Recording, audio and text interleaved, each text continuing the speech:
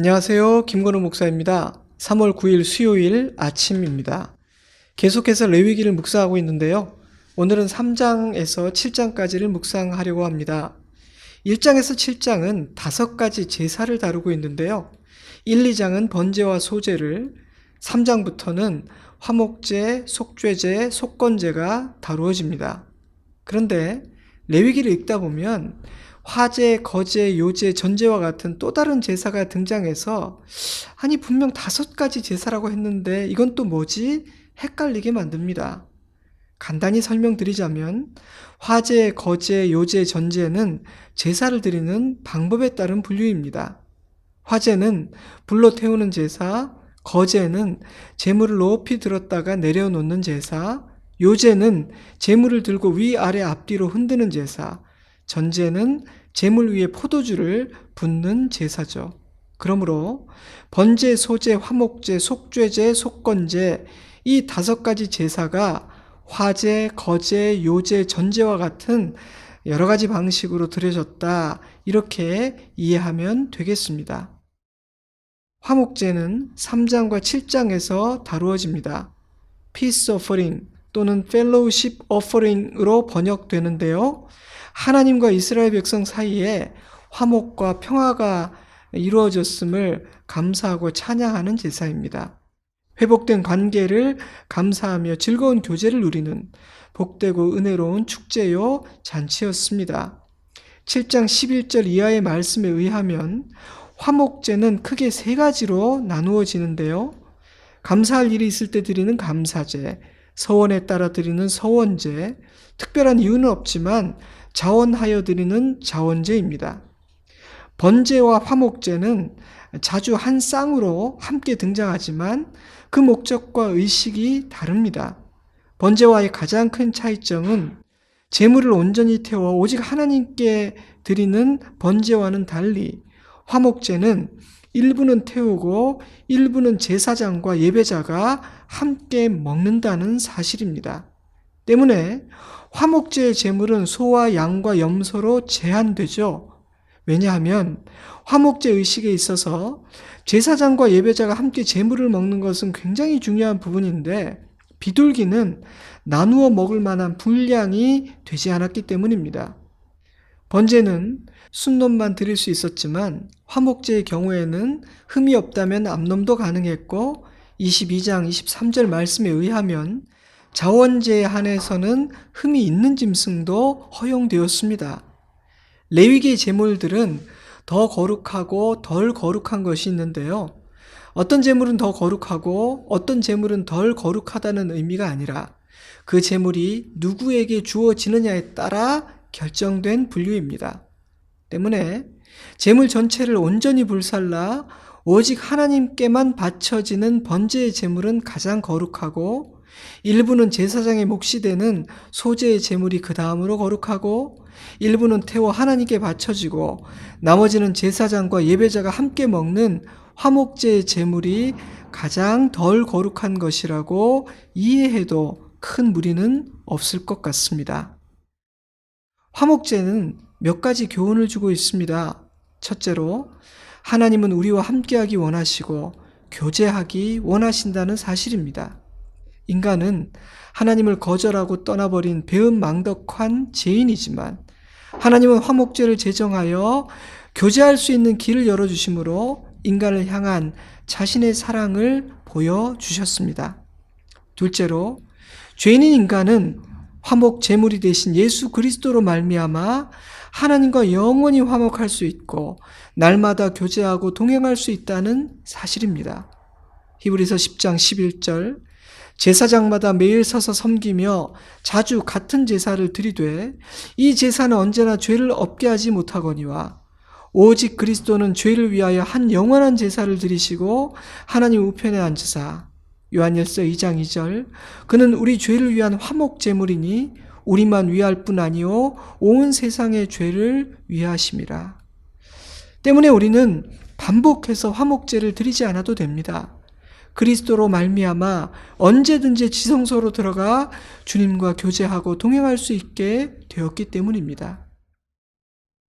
셋째로 언제든지 하나님과 교제하고 날마다 동행할 수 있음은 십자가로 말미암아 누릴 수 있게 된 놀라운 특권이기에 감사함으로 누리고 즐거움으로 누려야 한다는 사실입니다. 사랑하는 성도 여러분, 우리 모두가 이 놀라운 특권을 놓치지 않기를 바랍니다. 4장과 5장은 속죄하는 제사인 속죄제와 속건제를 다루고 있는데요. 번제, 소제, 화목제가 자원해서 드리는 제사라면 속죄제와 속건제는 사함을 받아야 하는 죄가 있을 때 드리는 의무적인 제사입니다. 때문에 이 두 제사에 대한 규례는 언제 어떤 상황에서 드려야 하는지가 아주 중요한 초점이 되죠. 속죄제와 속건제의 차이를 정확하게 구분하기란 쉬운 일이 아닙니다. 레위기 7장 7절을 세번역 성경으로 읽어드리겠습니다. 속건제물도 속죄제물과 같아서 같은 규정을 이 두 제물에 함께 적용한다. 그렇다고 해서 아무런 차이가 없는 것은 아닙니다. 본문에서 드러나는 가장 큰 차이는 속죄제는 제물만 드리지만 속건제는 누군가에게 입힌 피해를 보상한 후에 제물을 드려야 한다는 사실입니다.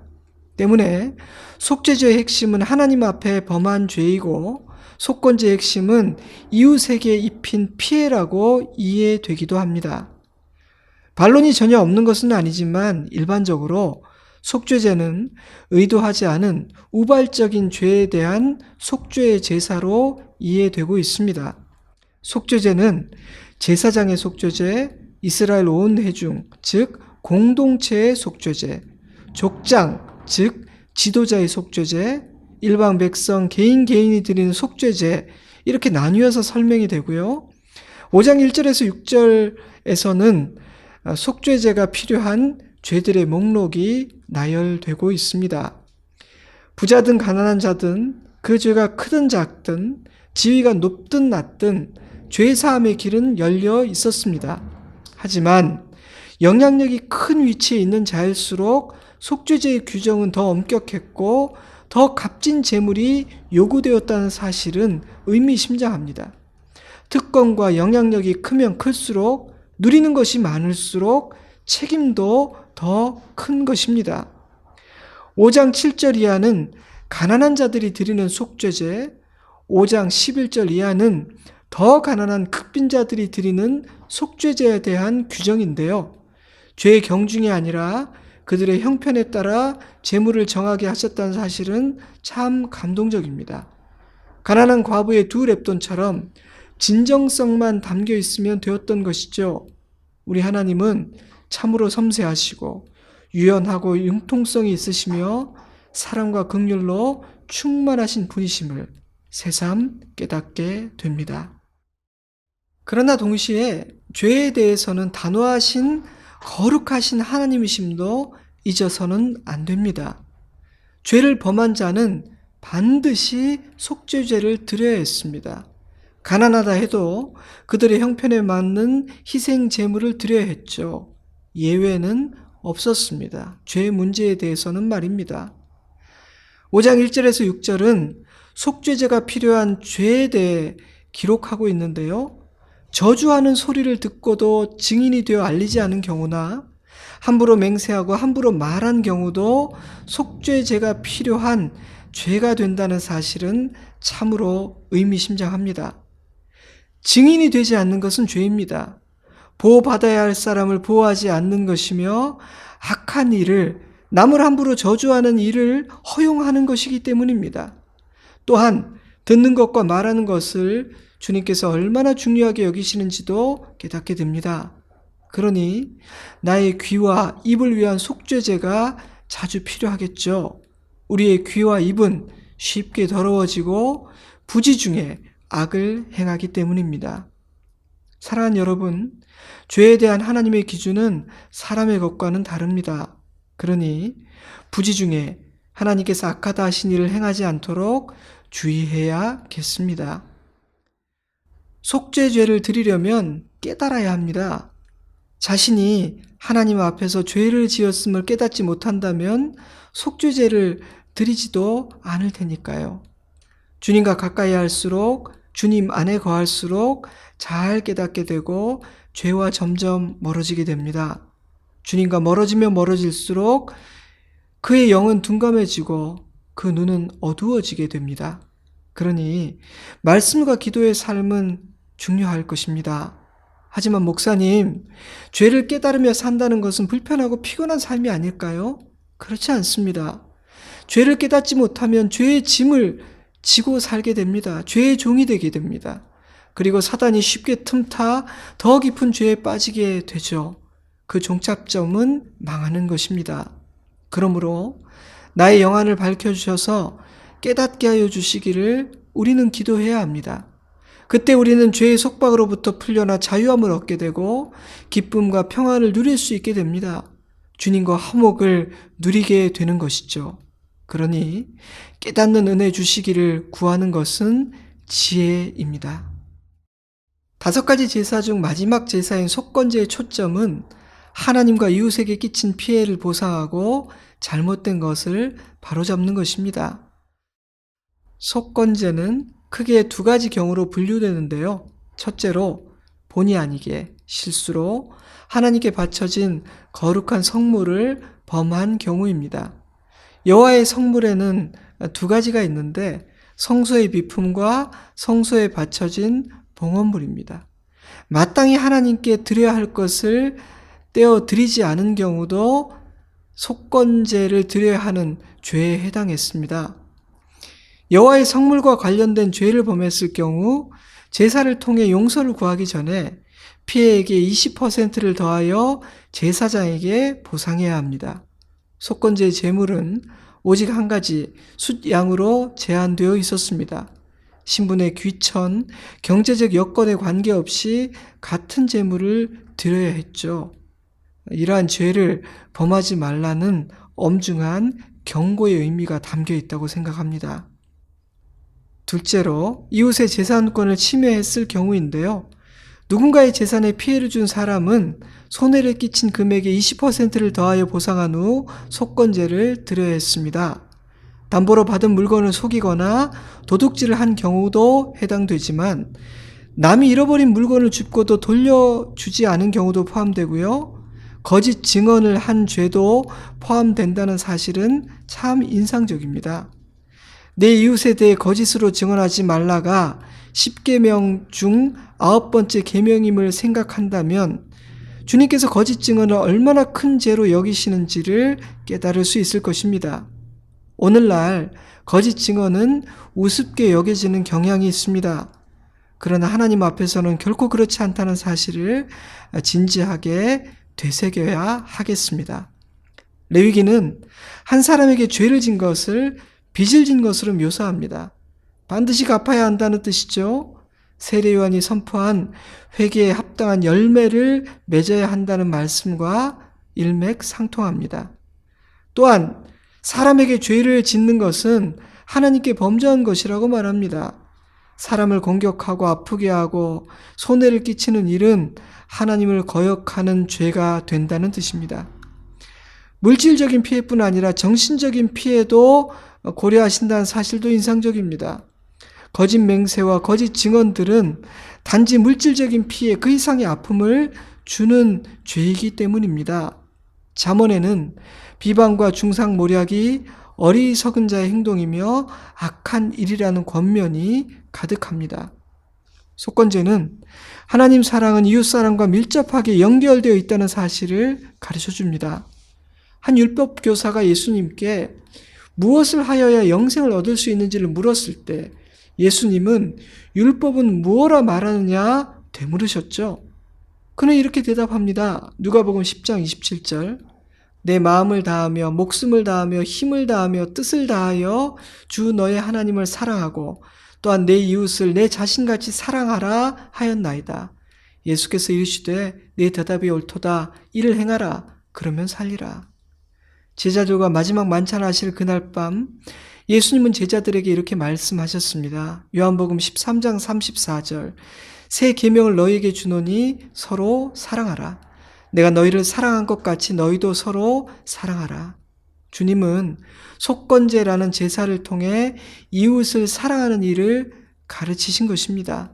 또한 다른 사람을 아프게 하거나 피해 주는 일에 대해 엄중히 경고하심으로 공동체의 질서를 유지하고 한 사람 한 사람을 보호하신 것입니다. 우리 하나님은 얼마나 지혜로운 분이신가요? 오늘날 교회와 그리스도인들에게 속건제의 정신과 원리가 회복되어야 하지 않겠습니까? 깊이 생각해 보아야 할 주제라고 저는 생각했습니다. 6장 8절부터 7장 38절까지는 지금까지 살펴본 5가지 제사에 대한 추가 규정들이 기록되어 있습니다. 하지만 지금까지는 백성들을 위한 말씀이었다면 이 부분은 제사를 집례하는 제사장에게 주시는 말씀입니다. 때문에 어떤 학자는 목회자들에게 주시는 예배 모범이다 이렇게 설명하기도 했어요. 때문에 지금까지 설명해 주신 것들과 원리와 절차의 면에서 다른 규례는 없습니다. 하지만 제사장의 관점에서 또 제사장을 위해 주어지고 있죠. 제사장의 몫은 무엇이며 어떻게 처리해야 하는지도 자세히 설명되고 있습니다. 레위기 7장 35절 이는 여호와의 화제물 중에서 아론에게 돌릴 것과 그의 아들들에게 돌릴 것이니 그들을 세워 여호와의 제사장의 직분을 행하게 한 날 곧 그들에게 기름 부은 날에 여호와께서 명령하사 이스라엘 자손 중에서 그들에게 돌리게 하신 것이라. 대대로 영원히 받을 그들의 소득이니라. 하나님은 제물 중 일부를 떼어 제사장 아론과 그의 아들들의 영원한 소득이 되게 하셨습니다. 그리함으로 땅을 소유하지 않은 제사장들도 살아갈 수 있도록 하나님께서 그들을 친히 책임져 주셨으며 이스라엘 백성들에게는 제사장들을 귀히 여기고 돌보는 마음을 갖게 하셨습니다. 제사장들을 귀하게 여김으로 이스라엘 백성들은 하나님의 복을 받을 수 있었고 제사장들은 주님이 주시는 은혜를 감사하는 동시에 오직 주님의 공급하심만을 신뢰하며 신실하게 믿음으로 사역해야 했습니다. 이 단락은 이렇게 마무리됩니다. 레위기 7장 37절 이는 번제와 소제와 속죄제와 속건제와 위임식과 화목제의 규례라. 여호와께서 시내 광야에서 이스라엘 자손에게 그 예물을 여호와께 드리라 명령하신 날에 시내 산에서 이같이 모세에게 명령하셨더라. 오늘 화목제와 속죄제와 속건제를 묵상함으로 5가지 제사 모두를 살펴보았습니다. 조금이라도 정리가 되었기를 바라는 마음입니다. 다양한 제물, 복잡한 제사의 절차, 다양한 경우의 수들 모두가 엄격하고 번거롭고 복잡합니다. 게다가 반복되어야 했고요.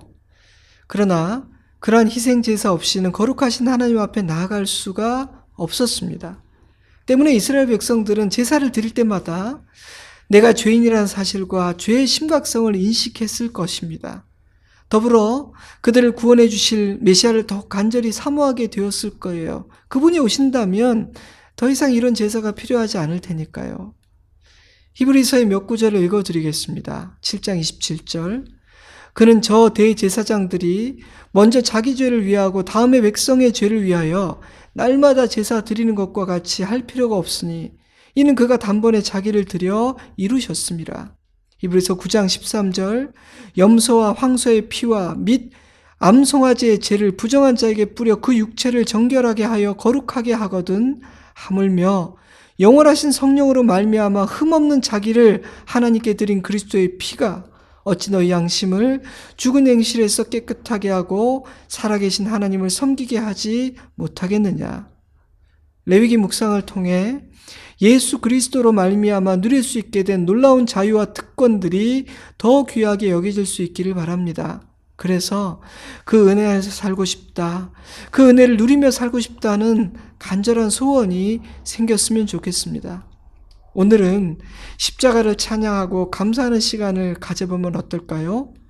여러분이 사랑하는 십자가 찬양, 주님의 사랑과 은혜를 감사하는 그런 찬양을 찾아서 한번 유튜브를 찾아서 들으면서 함께 부르고 기도하는 시간을 가져보는 것도 좋을 것 같습니다. 저는 주일에 반갑게 뵙겠습니다. 남은 한 주간도 건강하시고 평안하십시오. 사랑합니다. 축복합니다. 샬롬.